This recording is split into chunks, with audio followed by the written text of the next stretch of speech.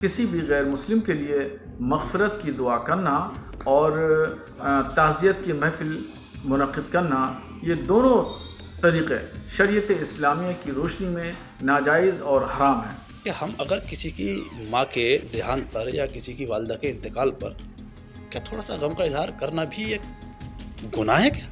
गलत है? मुझे तो नहीं लगता।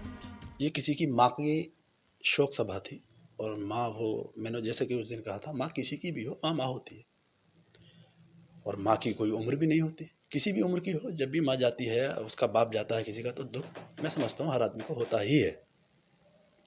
उसी के सिलसिले में हमारे देश के वज़ीर आज़म की माँ का देहांत हो गया था।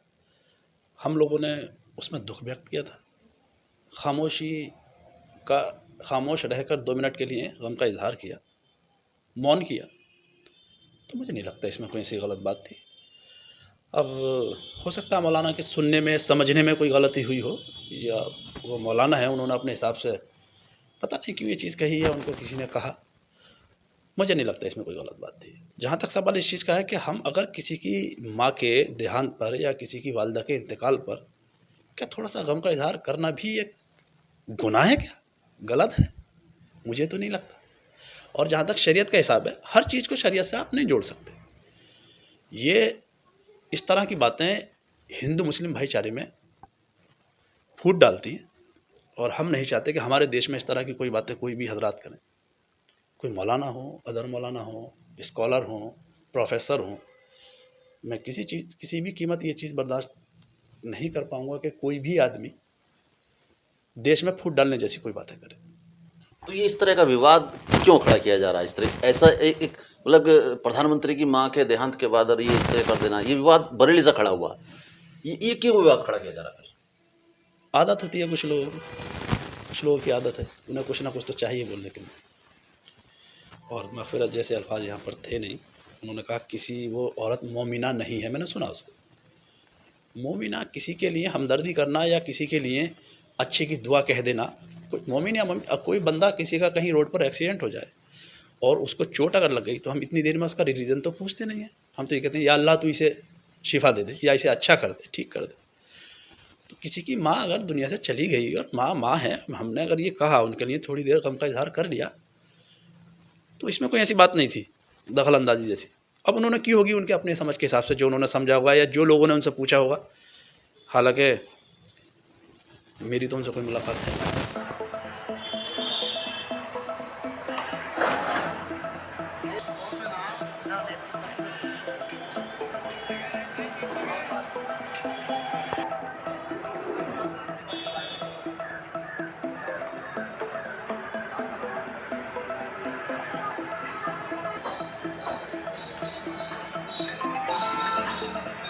कलमा शरीफ मांगो।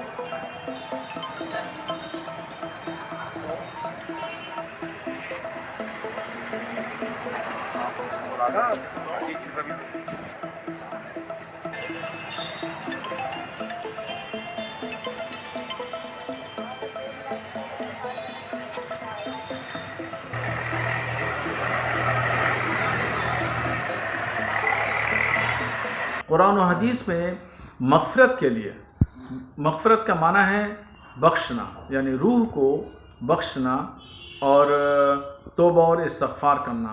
तो ये हक़ जो है वो मुसलमानों का है और मोमिनीन का है, और मुसलमानों के मौत और ज़ीस में जो रसूमात अदा की जाती हैं वो अलग हैं, और दूसरे जो तबके के लोग हैं उनके यहाँ जो मौत और ज़ीस की राह रस्म जो अदा की जाती है, क्रियाक्रम होता है, तो उसके तौर तरीक़े अलग हैं।